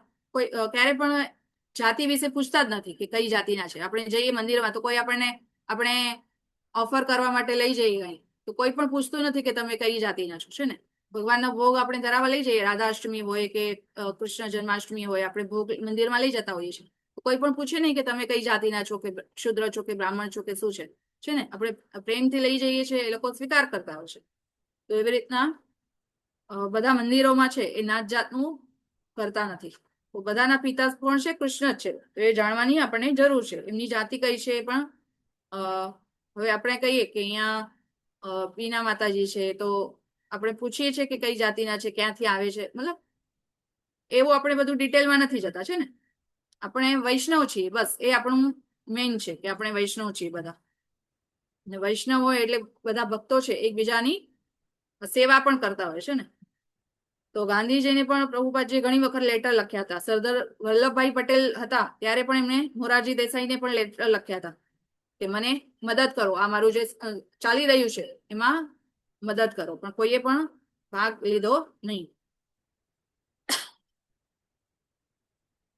હવે જો આ બધું આગળ મેં સમજાવ્યું ને મહત્તત્વને વિશે, એની સ્લાઇડ છે. કેવી રીતે આત્મા ભૌતિક જગતમાં આવે છે અને ભૌતિક પ્રકૃતિના ગુણોમાં સ્થાપિત કરવામાં આવે છે, આપણે હમણાં જોયું. સત્વમ રજસ્તમ ઇતિ ગુણાઃ પ્રકૃતિ સંભવાઃ નિબધ્નન્તિ મહાબાહો દેહે દેહિન વ્યયમ. ભૌતિક પ્રકૃતિ 3 ગુણોની બનેલી છે, આપણને ખબર છે ને. કયા કયા ગુણ છે, કોણ કહેશે? હરે કૃષ્ણ. 3 ગુણ કયા કયા છે? હરે કૃષ્ણ માતાજી. સત્વગુણ, રજોગુણ ને તમોગુણ. હા, હરે કૃષ્ણ બીના માતાજી, સરસ. તો આ આપણે 3 ગુણોમાં છીએ આપણે બધા છે ને. તો સનાતન જીવ પ્રકૃતિના સંસર્ગમાં આવે છે ત્યારે હે મહાબાહુ અર્જુન આ ગુણોથી બદ્ધ થઈ જાય છે. હવે આપણે છે ને એ સનાતન જીવ છીએ છે ને, હંમેશા આપણું અસ્તિત્વ રહેવાનું જ છે. તો એ આપણે છે એ કોના સંસર્ગમાં આવી જઈએ છીએ? આ જે 3 ગુણ છે એના સંસર્ગમાં આપણે જયારે આવી જઈએ છીએ તો શું થાય છે? બધા અવસ્થામાં આવી જઈએ છીએ, આપણે બંધાઈ જઈએ છીએ છે ને. ગુણનો અર્થ શું થાય છે? એક તો ગુણ પણ થાય, સ્વભાવ પણ થાય, અને એનું બીજો અર્થ શું થાય? રસ્સી પણ થાય છે ને. તો આ 3 જે રસ્સીઓ છે એનાથી આપણે બધા બંધાઈ જઈએ છીએ. તો ગુણાતીત એટલે શું? હવે આપણને આ 3 ગુણ છે એનાથી ઉપર જવાનું છે. તો ઉપર જવાનું એટલે શું? કે ગુણાતીત અવસ્થાને પ્રાપ્ત કરવાનું. તો ગુણાતીત કોને કહેવાય? સચ્ચિત અને આનંદ. ભગવાન કોણ છે? સચ્ચિદાનંદ છે ને. તો સત એટલે શું? સત એટલે એક અર્થ થાય સત્ય પણ થાય અને સનાતન પણ થાય છે ને. તો આપણે બધા સનાતન છીએ, સત્ય છીએ. પછી ચિત્ત. ચિત્ત એટલે શું? મન છે ને આપણું. અને આનંદ એટલે સંપૂર્ણ આનંદ. તો એ બધું આપણને પ્રાપ્ત થાય છે ને. તો આ જીવાત્મા કેવી રીતે નિયંત્રિત છે? અને ભૌતિક પ્રકૃતિ 3 ગુણોનો સમાવેશ કરે છે. સાત્વિક, રજસ અને તમો ગુણ, આ બધા 3 ગુણો છે ને. આ ગુણ દ્વારા આપણે બદ્ધ થઈએ છીએ અને જીવાત્મા આ ગુણ અનુસાર કર્મ કરવામાં ફરજ પાડવામાં આવે છે. તો હવે આ જે છે માયાદેવી એ આ 3 ગુણો દ્વારા આપણને શું કરે છે?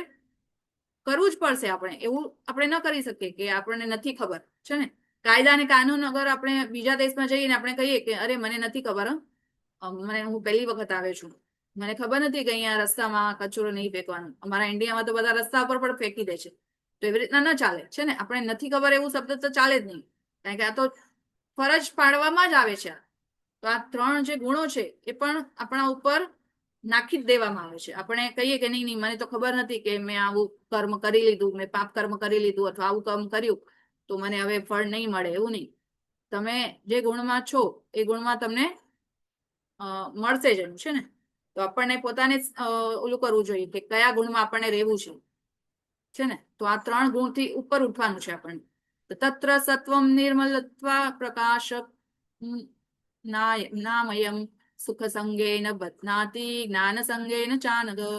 એ નિષ્પાપ સત્વગુણ અન્ય ગુણો કરતા અધિક શુદ્ધ હોવાથી પ્રકાશ આપનારો અને મનુષ્યને સર્વ પાપ કર્મોમાંથી મુક્ત કરનારો છે. હવે જો શું કે છે? અર્જુનને નિષ્પાપ કે છે, કારણ કે અર્જુને ક્યારે પણ પાપ કર્યા નથી. તો હવે સત્વગુણના વિશે ભગવાન અહીંયા સમજાવે છે કે સત્વગુણ અન્ય ગુણો કરતા કેવું છે? બહુ જ શુદ્ધ છે. એટલે કે સત્વગુણ સારું છે. તો શુદ્ધ હોવાથી પ્રકાશ આપનારો અને મનુષ્યને સર્વ પાપ કર્મમાંથી મુક્ત કરનારો છે. તો હવે જે મનુષ્ય સત્વગુણમાં હોય, આ ગુણમાં હોય, તો એ કેવું હોય? પાપ કર્મથી મુક્ત હોય. પહેલી વાત તો એ પાપ નહીં કરતો હશે. પછી જે મનુષ્ય આ ગુણમાં અવસ્થિત હોય છે તેઓ સુખ તથા જ્ઞાનના ભાવથી બદ્ધ થઈ જાય છે. હવે આ જે સત્વગુણમાં જે મનુષ્ય હશે એ લોકો પણ બંધાય છે. એવું નથી કે સત્વગુણ એટલે સારું છે એકદમ જ. એ સત્વગુણ સારું છે તો પહેલા નંબર ઉપર એનું જ આવે છે સામ. પણ સત્વગુણમાં જે હોય એ પણ બંધાઈ જાય છે ને. તો અહીંયા શું કીધું છે? શેનાથી બંધાય છે? સુખથી અને જ્ઞાનથી. કારણ કે સત્વગુણમાં જે મનુષ્ય હશે ને એ શું કહેશે? અરે હું તો બહુ ખુશ છું, મારા લાઈફમાં એટલું બધું શાંતિ છે, મારા 2 છોકરાઓ અમેરિકા છે, દુબઈ છે, છોકરીના લગ્ન થઈ ગયા છે, એ પણ મસ્ત સેટ છે ઓસ્ટ્રેલિયામાં. તો એટલે અમે બસ સુખી છીએ. એને કોઈ કહેશે કે નહીં ભગવાનનું નામ લો હવે સુખી છો તો નહીં લે છે ને. તો જે સુખી મનુષ્ય હોય એ લોકોને, એટલે કે સત્વગુણમાં હોય એ લોકોને ભગવાન તરફ વાળવું બહુ જ મુશ્કેલ છે. એ લોકો આસાનીથી નહીં આવી શકે છે ને, કારણ કે એ લોકોના જીવનમાં સુખ છે. કોઈ દુઃખ હોય ને, હવે આપણે આગળ 7મા અધ્યાયમાં જોયું છે ને કે 4 પ્રકારના જે હોય મનુષ્ય, તો એ લોકો જ ભગવાનના શરણમાં આવે છે. એમાં સુખનું તો આવ્યું નથી કે સુખી વ્યક્તિ ભગવાનના શરણમાં જાય છે ને, દુઃખી આવ્યું છે ને. અર્થી, જિજ્ઞાસુ. તો આર્થ એટલે શું? દુઃખી. તો દુઃખી મનુષ્ય હોય એ ભગવાન પાસે જાય, સુખી હોય એ લોકો ભગવાન પાસે ક્યારે જાય? ન જાય ને. તો એટલા માટે જે સત્વગુણમાં હશે એ લોકો પણ કેવા હશે? એ લોકોને જ્ઞાન હશે બધું છે ને, પણ ભગવાનના શરણમાં નહીં જાય એ લોકો, તો એ લોકો પણ બંધાઈ જશે એમાં, જ્ઞાનથી અને સુખની એમાં ભાવથી એવા એ બંધાઈ જશે.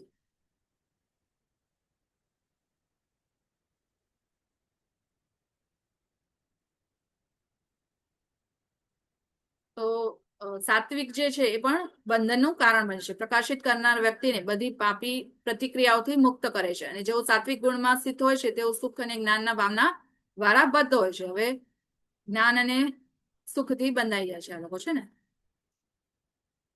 તો સત્વગુણ છે એ શુદ્ધ છે, પ્રકાશ છે, જ્ઞાન છે. જ્ઞાન માટે યોગ્ય થાય તો વ્યક્તિ ક્યાં જાય? યાત્રામાં જશે. હવે સત્વગુણી વ્યક્તિનું લક્ષણ શું હશે? કે એ લોકો યાત્રાઓ કરતા હશે બધી છે ને. તો એવા વ્યક્તિ જે હોય એ બહુ ભણેલા ગણેલા હોય, વૈજ્ઞાનિક હોય, સૈદ્ધાંતિક કવિ હોય છે ને. સુખની ભાવનાનું કારણ શું છે? તો કારણ કે વ્યક્તિ જે હોય છે એ પાપ પ્રતિક્રિયાઓથી ઓછા વત્તા અંશે મુક્ત છે. હવે જે સત્વગુણી વ્યક્તિ હોય એ લોકો પાપ નથી કરતા છે ને, બહુ યાત્રાઓમાં જાય છે, સારા ધર્મના કાર્ય કરે, સ્કૂલો બનાવે છે ને, એવા બધા સારા સારા કામ કરે. પોતાના જે પૈસા વાળા હોય એટલે ડોનેશન કરે. તો એવા બધા કાર્યમાં એ લોકો ભાગી હોય છે. પછી નિયતિ એ લોકોની મુક્તિની કોઈ સંભાવના નથી.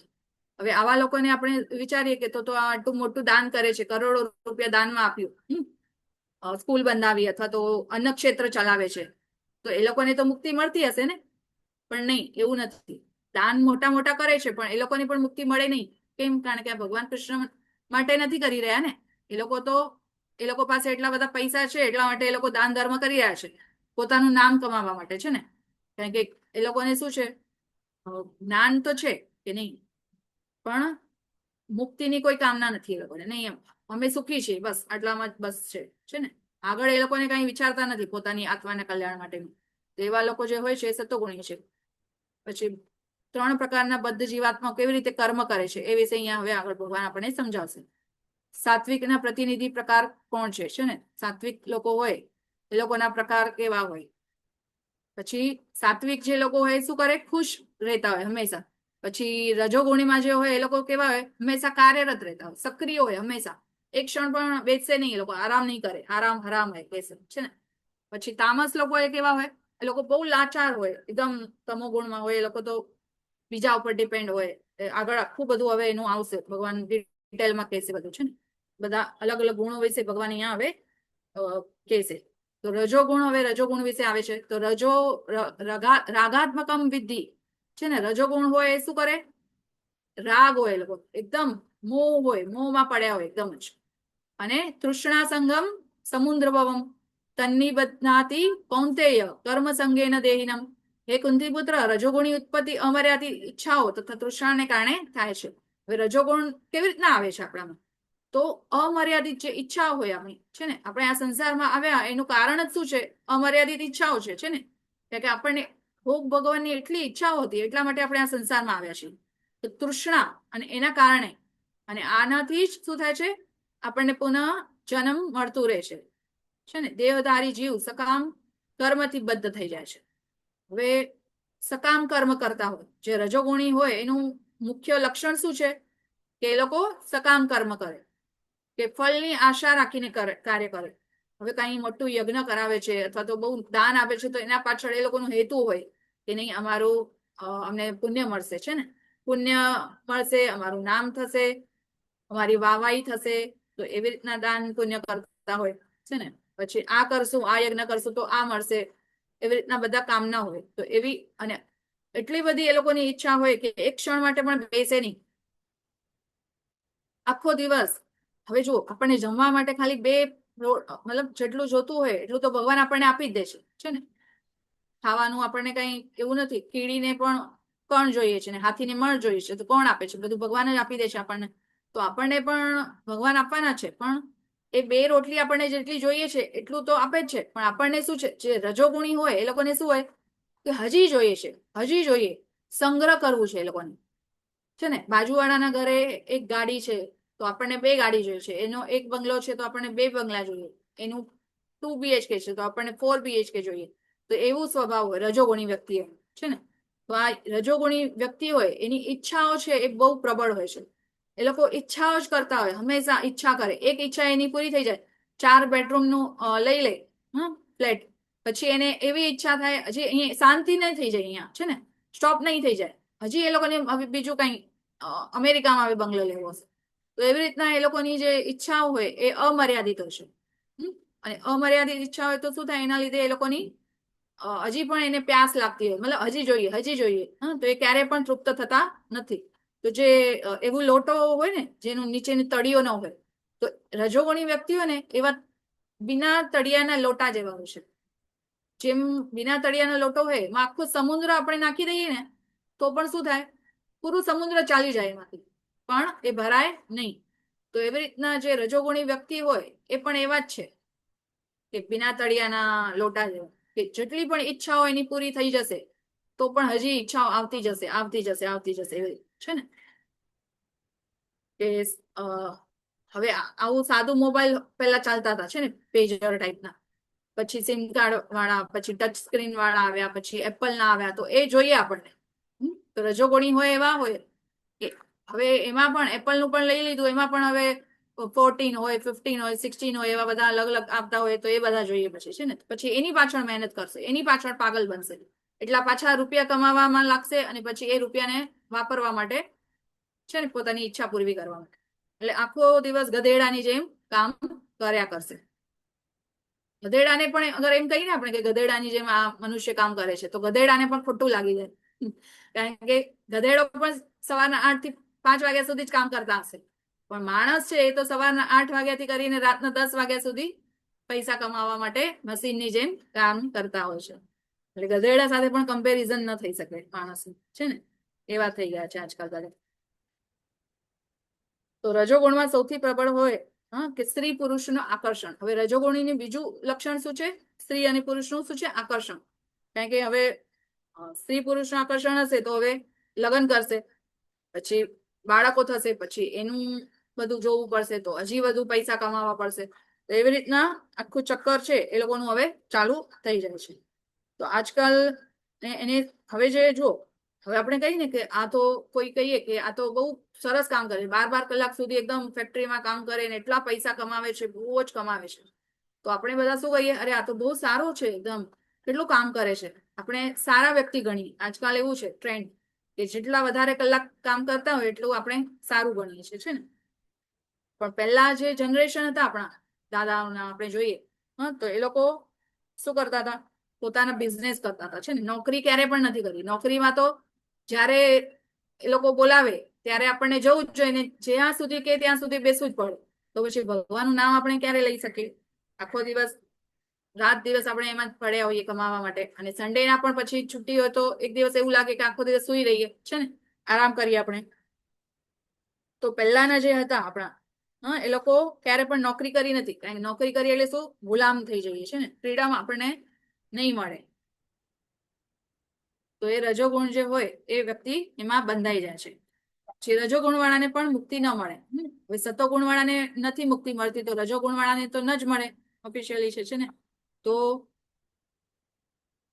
હવે તમોગુણ વિશે ભગવાન અહીંયા સમજાવશે આગળના શ્લોકમાં.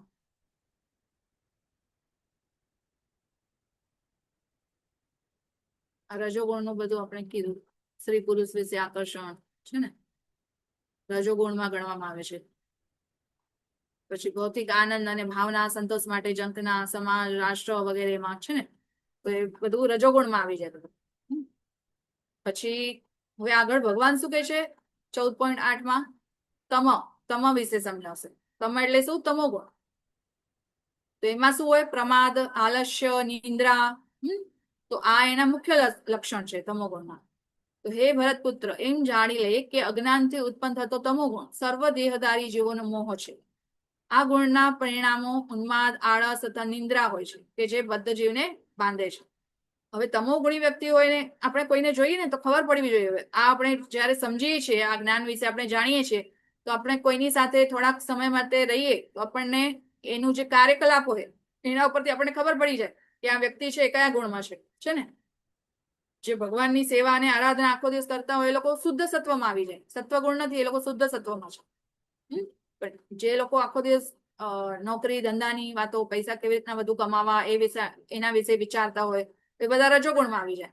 પછી જે લોકો આખો દિવસ સૂતા હોય અથવા તો પછી આલસ્ય કરતા હોય કે ચલો આજે નથી કરવું, કાલે કરીશ, આજનું કામ કાલ ઉપર છોડતા હોય છે ને, પ્રમાદ કરતા હોય, તો એ લોકો બધા તમોગુણમાં આવી જાય. તો આવી રીતના આપણને લક્ષણ જે છે જાણી શકીએ આપણે, અને જાણી લઈએ તો શું થાય ફાયદો આપણો? કે પછી આપણે પોતાનું જોવાનું, કે આપણે બીજાનું જોવાનું જજ કરવા માટે નથી. આ બધા છે ને આ જ્ઞાન ભગવાન જે આપી રહ્યા છે આપણને પોતાના માટે એપ્લિકેશન કરવાનું છે, કે આપણે પોતાનું મનન કરવાનું છે કે આપણે હવે એમાંથી કયા ગુણમાં છીએ છે ને. તો આપણે હવે કયા ગુણમાં છીએ એ આપણને જોવું જોઈએ અને એમાંથી બચવાનો પ્રયાસ કરવો જોઈએ છે ને. તો આળસ, નિંદ્રા, અજ્ઞાન, શું કરવું શું ન કરવું, ગમે ત્યારે ગુસ્સો આવી જાય છે ને.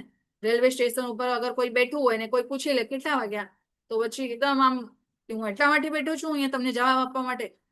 એવા બધા લોકો હોય તો તમોગુણ હોય.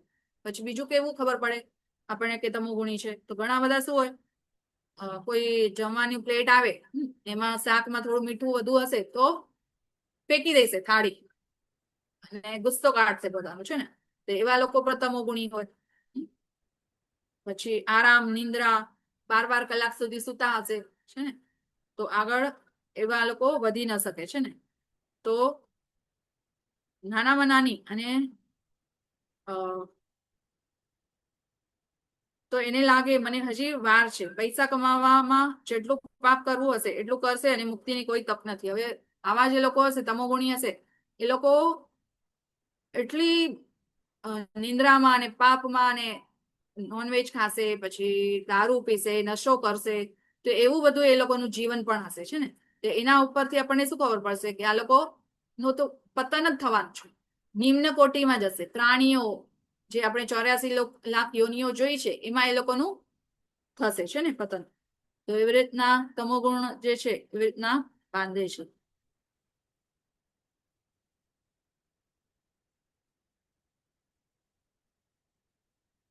તમામ મૂર્ત જીવાત્માઓ માટે ભ્રમનું કારણ બને છે. તો જે તમોગુણી લોકો હોય એ કેવા હોય? ગાંડપણ, અજ્ઞાનતા અને ઊંઘ જે બધા આત્માને બાંધે છે ને, સૂતા હોય 12 કલાક સુધી.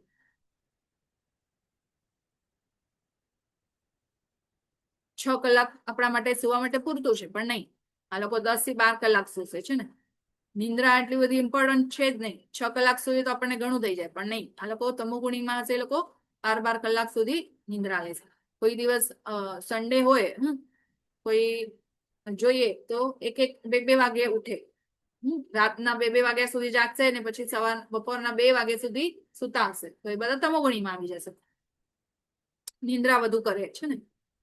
તો સત્વમ સુખે સંજયતી રજ કર્મણી ભારત. તો હે ભરત પુત્ર, સત્વગુણ મનુષ્યને સુખથી બાંધે છે. હવે બાંધે છે કેવી રીતના એ આપણે જોયું. સત્વગુણ શેનાથી બાંધે? સુખથી બાંધે. રજોગુણ સકામ કર્મથી બાંધે અને તમોગુણ મનુષ્યના જ્ઞાનને ઢાંકીને તેને પ્રમાદથી બાંધે છે. તો આ 3 જે રસ્સીઓ છે એ આપણને બાંધવા માટે બનાવી છે ભગવાને છે ને. હવે આપણે સત્વગુણ નું જોઈએ આપણે તો સત્વગુણ છે એ સોનાની સાંકળ છે, રજોગુણ છે ચાંદીની સાંકળ છે અને તમોગુણ છે લોહાની સાંકળ છે. પણ બધા કામ તો શેની કરવાના છે? બાંધવાનું જ કરવાના છે. ચાહે સોનાનું હોય તો સોનાની સાંકળથી બંધાઈએ, તો પછી બીજી કોઈ સાંકળથી, પણ બંધન તો છે જ એમાં પણ છે ને. તો આપણને બંધનમાંથી મુક્ત થવાનું છે, તો આપણને સોનાની સાંકળ પણ નથી જોતી છે ને, કારણ કે એમાં પણ બાંધેલા જ છીએ આપણે. તો એનાથી આપણને ઉપર ઉઠવાનું છે. તો હે ભરત પુત્ર, કોઈ વાત સત્વગુણ, રજોગુણ તથા તમોગુણને પરાસ્ત કરીને મુખ્ય બની જાય છે. હવે અહીંયા આ જે 3 ગુણ છે ને એ ક્યારેય પણ એક સ્થિતિમાં નથી રહેતા, હંમેશા પોતાનું પ્રભાવ છે એ બતાડતા હોય છે. ઉપર નીચે થતા હોય છે આ ત્રણેય ગુણ. તો ત્રણેય ગુણ છે એ પોતાનું અલગ અલગ સમયે અલગ અલગ પ્રભાવ બતાડે છે. તો ક્યારેક છે એ તમો ગુણ જીતી જાય, ક્યારે સત્વ ગુણ જીતી જાય, ક્યારે રજો ગુણ જીતી જાય, એવી રીતના થતું હોય છે. તો કોઈ વખત રજોગુણ સત્વ તથા તમો ગુણને પરાસ્ત કરી નાખે છે ને. હરીફાઈ ચાલે છે બંનેની, ત્રણેયની. એકદમ રેસ ચાલી નીકળે છે કે ક્યારે સત્વગુણ દબાવી દે તમો ગુણ ને, તો ક્યારે તમો ગુણ ઉપર ઉઠી જાય, ક્યારે રજોગુણ દબાવી દે, એવી રીતના ચાલતું હોય છે. તો વળી કોઈ વેળાએ તમો ગુણ સત્વ તથા રજોગુણને પરાસ્ત કરે છે ને. તો એવી રીતના અલગ અલગ આપણે પોતાની લાઈફમાં પણ જોતા હોઈએ છીએ. સવારના જયારે આપણે ઉઠીએ તો બ્રહ્મ મુહૂર્તમાં આપણે ઉઠી જઈએ છીએ, તો સત્વ ગુણ છે ને, એટલા માટે આપણે ઉઠી જઈએ છીએ. અને પછી આપણે તો ભગવાનનું નામ લઈએ છીએ, સેવા કરીએ છીએ, એટલે શુદ્ધ સત્વમાં આપણે લાગીએ છીએ. પછી બપોર જયારે સવારના પછી 9-10 વાગી જાય તો કેવું સમય હોય, તો રજોગુણનું આપણા ઉપર હાવી થઈ જાય છે ને. આપણે બધું કામકાજમાં પડી જઈએ, ઓફિસ જવાનું હોય, ક્યાં જવાનું હોય છે ને, બધું કામ કરવાનું હોય એમાં, તો એ આપણને રજોગુણમાં આપણે બાંધી દે છે ને. આખા દિવસ આપણે કઈ એક જ ગુણમાં બાંધેલા ન હોઈએ, અલગ અલગ સમયે આપણે બધા અલગ અલગ એમાં બંધાતા જઈએ છીએ છે ને. પછી રાતનું જે સમય હોય તો એમાં નિંદ્રા હોય, તો એ તમો ગુણનું સમય કહેવાય છે. તો એમાં આપણે સૂવું જ જોઈએ ને, આપણને સૂઈ જ જઈએ. તો એમાંથી કોઈ પણ બચવાનું નથી. આ 3 ગુણ છે એ બાંધવાના જ છે આપણને. અલગ અલગ સમયે અલગ અલગ રીતે આપણને બાંધશે છે. તો એ લોકોની શું ચાલી રહી છે? સ્પર્ધા ચાલી છે ને. આખો સતત આ સ્પર્ધા ચાલુ જ હોય છે. ક્યારેક આ ગુણ ઉપર થઈ જાય, ક્યારેક ઓલો જીતી જાય છે ને. એક એક અલગ અલગ ગુણ છે એ જીતતા જાય છે, એવી રીતના ચાલુ હોય છે. હવે સત્વગુણ જે છે ને એ શું છે ખબર છે?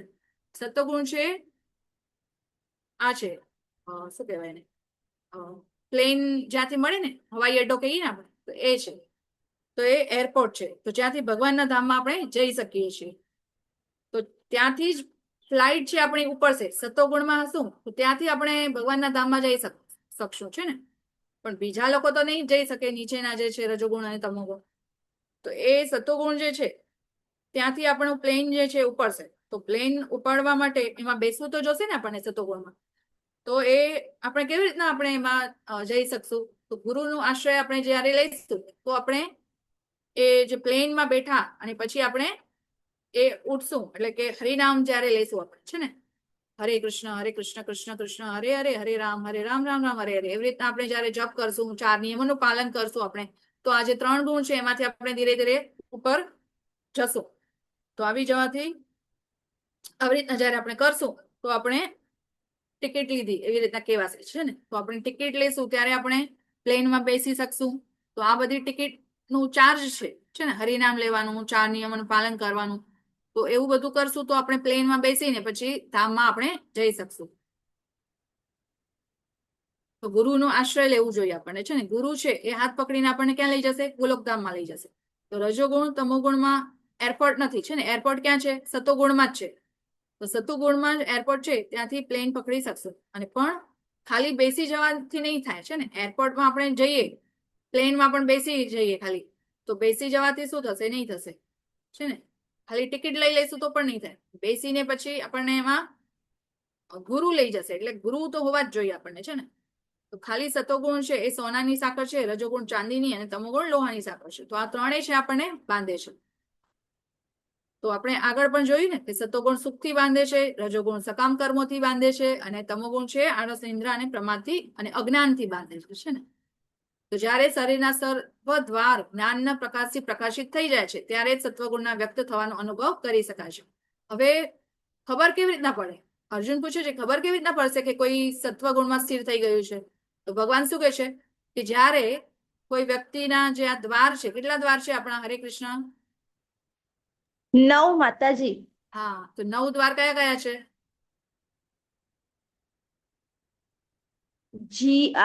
આપણે 5 કર્મેન્દ્રિય અને પછી જનેન્દ્રિય, ગુદા, હાથ અને નાસિકા. મને એટલું ખબર છે માતાજી. હા, તો 2 આંખ, 2 કાન, 2 નસકોરા, મોઢું, ગુદા અને ઉપસ્થ. તો આ છે 9 દ્વાર છે ને. તો શું કહે છે ભગવાન અહીંયા? આ જે દ્વાર છે એ જ્ઞાનના પ્રકાશથી પ્રકાશિત થઈ જાય છે. જ્યારે જ્ઞાન થઈ જાય છે તો હવે આ જે ઉપરના જે દ્વાર છે ને એ અગર બરોબર સંયમિત થઈ જશે, એમાં અગર જ્ઞાન આપણને આવી જશે, તો નીચેના ઓટોમેટિકલી પોતે પોતાની રીતે થઈ જશે છે ને. તો ત્યારે જ સત્વગુણના વ્યક્ત થવાનો અનુભવ કરી શકાય છે. તો આપણે વ્યક્ત અનુભવ થઈ શકે કે કોઈનામાં સત્વગુણ જાગૃત કેવી રીતના થઈ ગયું છે. તો આંખો વડે શું કરતા હશે? ભગવાનનું નામ મતલબ જીભથી મોઢાથી ભગવાનનું નામ લેશે, આંખથી ભગવાનના દર્શન કરશે છે ને, કાનોથી શું કરશે? ભગવાનનું શ્રવણ કરશે. તો એવી રીતના સત્વગુણ વ્યક્તિ જે હશે એ આપણે જોશું કે ભગવાનનું અથવા દેવી દેવતાનું, પહેલા તો દેવી દેવતાનું જ કરતા હોય છે ને, તો એવી રીતના એ લોકો કરતા હોય છે. તો આત્મનિરીક્ષણ કરીએ પોતાનું તો આપણને ખબર પડે કે આપણે ભગવદ્ ગીતાના શરણે શું કામ જવું જોઈએ છે ને. આપણે આવ્યા છીએ ભગવદ્ ગીતાના શરણે તો કોઈક પ્રકારનું દુઃખ આપણને હોય તો આપણે આવીએ. સુખી મનુષ્ય ક્યારે પણ ભગવાનના શરણમાં જતા નથી છે ને. કોઈ પત્નીથી કંટાળાઈ ગયા હોય, કોઈ પતિથી કંટાળાઈ ગયા હોય છે ને. તો એવી રીતના જિજ્ઞાસા હશે કે મને ખબર નથી કે હું કોણ છું, તો આપણે આવશું ભગવાનના શરણમાં. તો જ્ઞાની લોકો પણ આવે છે ને ભગવાનની શરણમાં, જિજ્ઞાસુ આવે છે ને, તો એ બધા પણ આવી શકે. અને કુંતી મહારાણી પણ કહે છે કે બહુ સુંદર શરીર હોય અને તમે નથી મળતા, તો હવે જે સુંદર શરીર હોય કે કુંતી મહારાણી પોતાની સ્તુતિમાં કહે છે એ લોકોને તમે નથી મળતા. જેની પાસે બહુ પૈસા હોય એ લોકોને તમે નથી મળતા છે ને. ભગવાન કોને મળે છે? આપણે બધા ભક્તમાલના જે આપણે છે જે સંતો ને બધા આપણે જોઈએ, સુદામા કેવો હતો? ગરીબ હતો છે ને. નરસિંહ મહેતા કેવા હતા? તો બધાને ભગવાન મળ્યા છે એ લોકોને છે ને. કારણ કે દુઃખી હોય તો ભગવાનના શરણમાં વધુ જાય અને બધું ભક્તિ કરે છે ને. તો બધાને ભગવાન છે એ લોકો સાથે વાતો પણ કરતા હતા ભગવાન. તો કેવી રીતના થઈ શક્યું એટલું પોસિબલ? કારણ કે એટલા બધા દુઃખ આવ્યા એ લોકોના જીવનમાં છે ને. તો સુખી મનુષ્યો એ સત્વગુણમાં હોય તો એ લોકોને ક્યારે પણ ભગવાનની પ્રાપ્તિ થતી નથી. પણ એ પ્લેટફોર્મ છે, અવશ્ય ગુરુની શરણાગતિ લઈએ તો એ બધું શક્ય બને છે. તો કોઈ કામ કરીએ તો અંદરથી અવાજ આવે આપણને છે ને. ક્યારેક ક્યારેક આપણને અંદરથી અવાજ આવતો કે આ કરો નહીં કરો છે ને. બધા અલગ અલગ આપણને સંભળાતું હોય અવાજ. તો અંદરથી ગાઈડ કરે છે. કોણ કરે છે ગાઈડ? પરમાત્મા પોતે ગાઈડ કરે છે. તો સત્વગુણી વ્યક્તિને પણ ભગવાન બોલાવે છે કે બેટા સાંભળ, મારી વાત પણ સાંભળી છે ને. સાંભળતા નથી આપણે કેમ કે ખૂબ જ સુખી છીએ તો બહુ સાંભળી ન શકે. તો સત્વગુણી વ્યક્તિ પણ સાંભળે નહીં કારણ કે સુખી છે ને. તો એ લોકો શા માટે સાંભળે? તો રજોગુણમાં ભગવાન બોલે, ભગવાન અંદરથી અવાજ આપે કોઈ કાર્ય કરતા હોઈએ તો શું કે? એક્સક્યુઝ મી, સાંભળ મારી વાત. પણ ઈચ્છાઓનો અવાજ એટલો બધો મોટો હોય કે એને સાંભળી ન શકે. પણ એ લોકોને હવે એટલું બધું પોતાની જ ઈચ્છાઓનો અવાજ હોય કે મને આ લેવું છે, ઓલું લેવું છે. તો એટલા માટે ભગવાનનો અવાજ પણ એ લોકો પણ નથી સાંભળી શકતા છે ને. પછી તમોગુણી વ્યક્તિ પણ ભગવાન બોલાવે છે, અરે બેટા સાંભળ, આમ કર, ઓલું કર, પણ નહીં. એ લોકો તો ઘોર નિંદ્રામાં, ઘોર અજ્ઞાનમાં પડેલા હોય છે. તો એ લોકો પણ નથી સાંભળી શકતા છે ને. તો એ લોકો પણ નથી સાંભળી શકતા. તો આ માટે હવે જો સતોગુણ અને રજોગુણ જે છે એ શેમાં આપણને બાંધે છે? હરે કૃષ્ણ. રજોગુણ શેમાં બાંધે છે આપણને?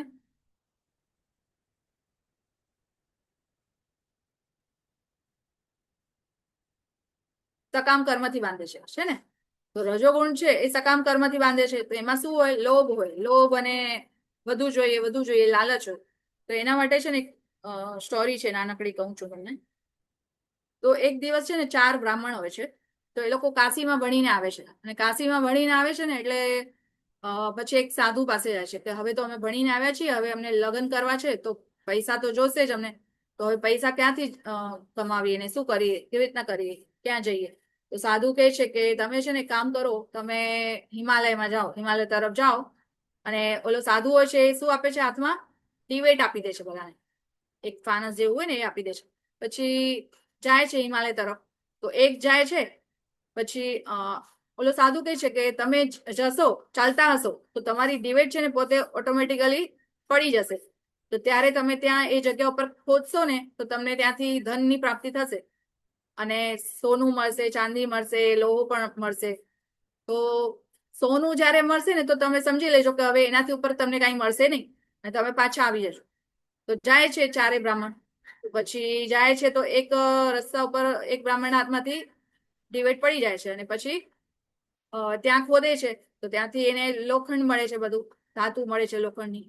તો એ કહે છે કે હવે મારું તો આ જ છે, મને તો હું સંતુષ્ટ છું મને જે મળી ગયું. તો એ પાછું ચાલ્યો જાય છે, બધું લોખંડ બધું લે છે એટલું બધું ટ્રકો ભરીને, અને પછી પોતાના ઘરે પાછો જાય છે. તો પછી બીજા 3 જે બ્રાહ્મણો છે એ લોકો આગળ વધે છે ને ઓલો જે ડિબેટ હોય છે એક બ્રાહ્મણનું પાછું પડી જાય છે અને પછી શું થાય છે કે ત્યાં ખોદે છે તો બધું ચાંદી નીકળે છે ત્યાંથી. તો ચાંદી એટલી બધી નીકળે છે તો એ કે છે અરે વાહ મારે તો ચાંદી મળી ગઈ છે, હવે હું સંતુષ્ટ છું, મને હવે આગળ નથી ચડવું હિમાલય ઉપર. તો પછી એ ત્યાંથી લઈ જાય છે બધું. પછી 2 બ્રાહ્મણો છે ને એ લોકો આગળ વધે છે. પછી પાછી એકની ડિબેટ પડી જાય છે તો ત્યાં ખોદે છે તો બધું સોનું નીકળે છે ત્યાંથી. તો હવે સોનું નીકળે છે બધું.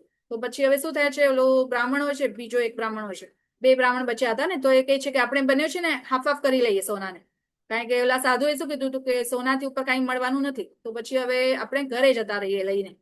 તો ઓલો જેના હાથમાં હજી ડિબેટ હતી પડી નથી તો એ કહે છે કે નહીં મને તો હજી આનાથી કંઈક સરસ મળશે, હું હજી પણ આગળ જઈશ, હિમાલયના ટોચ સુધી જઈશ, મને કંઈક સારું જ મળશે. તો પછી ઓલો સોના સાથે સંતુષ્ટ થઈને ઓલો બ્રાહ્મણ પોતાના ઘરે જતો રહે છે. અને જો ઓલો એક બ્રાહ્મણ હોય છે એ હજી આગળ હિમાલયના ઉપર સુધી જાય છે ને કહે છે કે મને હજી પણ મળશે બધું ખજાનો. પછી ઉપર જાય છે ત્યાં એક માણસ છે ને જુએ છે, એક ઉભો હોય છે માણસ. તો એ દૂરથી જુએ છે એના માથા ઉપર છે ને ચક્ર ફરતો હોય છે.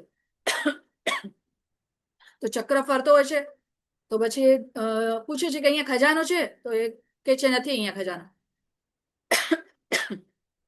તો પછી એ આગળ જાય છે, એની બાજુમાં જાય છે અને એને ટચ કરે છે.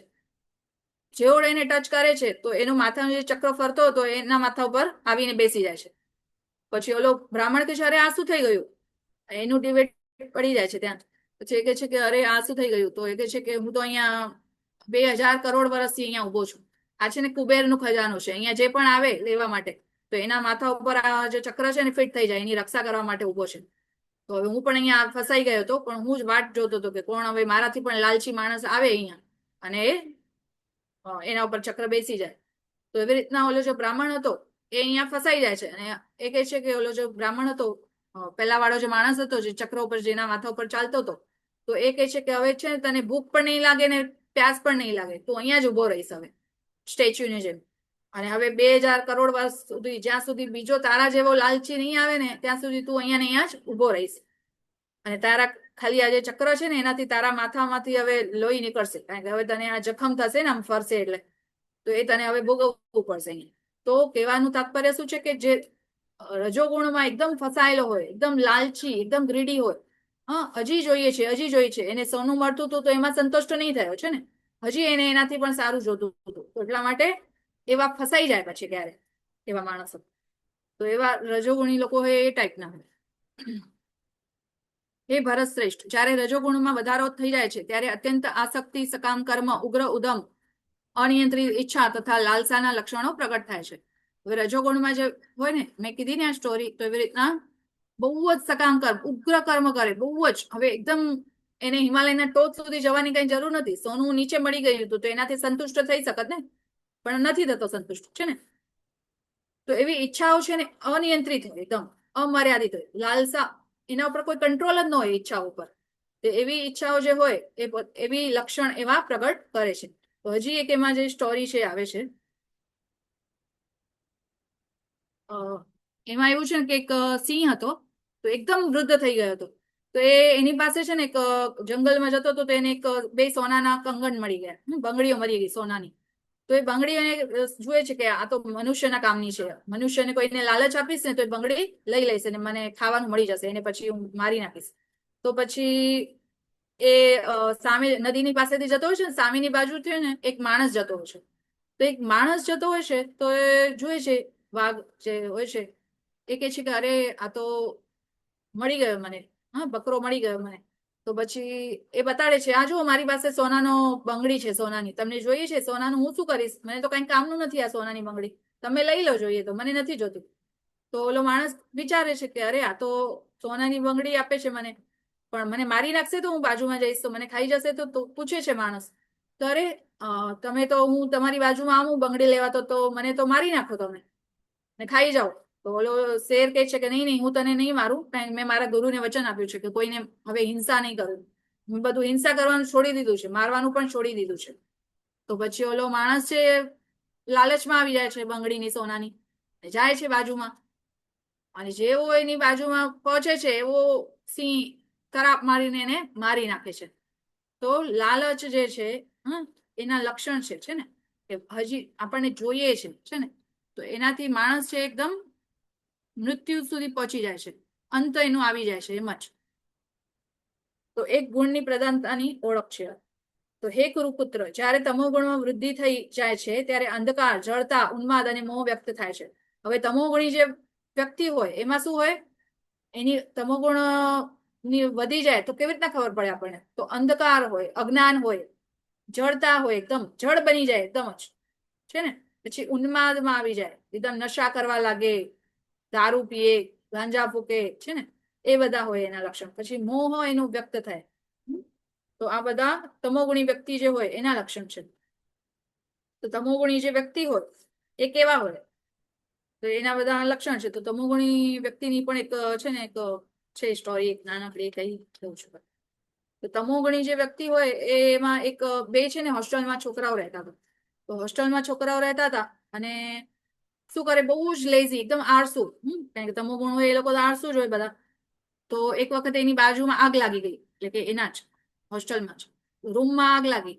તો હવે પેલો જે આળસુ છોકરો હતો એ હવે આળસુ એટલે એટલા આળસુ કે બોલે પણ નહીં પૂરું, એટલા લેઝી કે બોલવામાં પણ એની એનર્જી ખર્ચ ન થવી જોઈએ. તો શું કે છે કે બીબી, બીજો છોકરો હોય છે ને એને કે છે બીબી. તો એટલે શું, બીબી એટલે કે બેક બર્નિંગ, મારી પીઠ બળે છે. તો ઓલો જે આળસુ હોય છે એ સામે બીજો છોકરો પણ આળસુ હતો, તો એ કે છે કે MA એટલે કે મૂવ એસાઇડ, પાછળ ફરી જા, અને પછી એને ગોદડો આપી દે છે, એટલે આગ બુજાઈ જાય એટલા માટે ગોદડો ઓઢાવી દે છે. તો એવા બધા આળસુ લોકો હોય, કે બોલવામાં પણ આળસ કરે, પૂરું શબ્દ પણ ન બોલે છે ને. હરે કૃષ્ણ પણ બોલે ને તો પણ ખાલી એમ જ લખી નાખે HK, હરે કૃષ્ણ પૂરું નહીં બોલે. તો એવી રીતના તમોગુણ જે હોય એવા હોય છે તમોગુણી લોકો.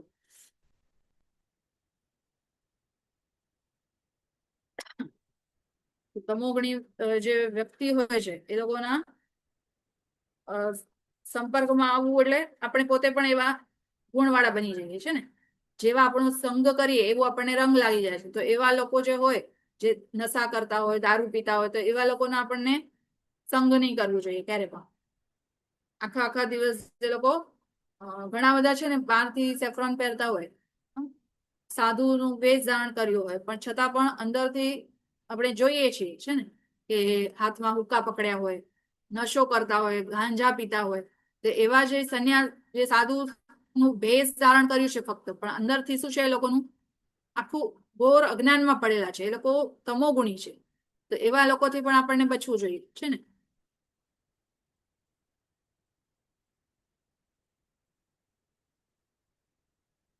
તો અહીંયા આપણે આપણું મારી વાણીનું વિરામ આપું છું. વાંછા કલ્પતરુભ્યશ્ચ કૃપા સિંધુભ્ય એવ ચ પતિતાનાં પાવનેભ્યો વૈષ્ણવેભ્યો નમો નમઃ. અનંત કોટી વૈષ્ણવ વૃંદ કી જય.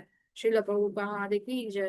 હરે કૃષ્ણ કૃષ્ણ કૃષ્ણ હરે હરે, હરે રામ રામ રામ હરે હરે. હરે કૃષ્ણ. બધાને દંડવત પ્રણામ. કોઈનો કોઈ ક્વેશ્ચન છે? દંડવત પ્રણામ.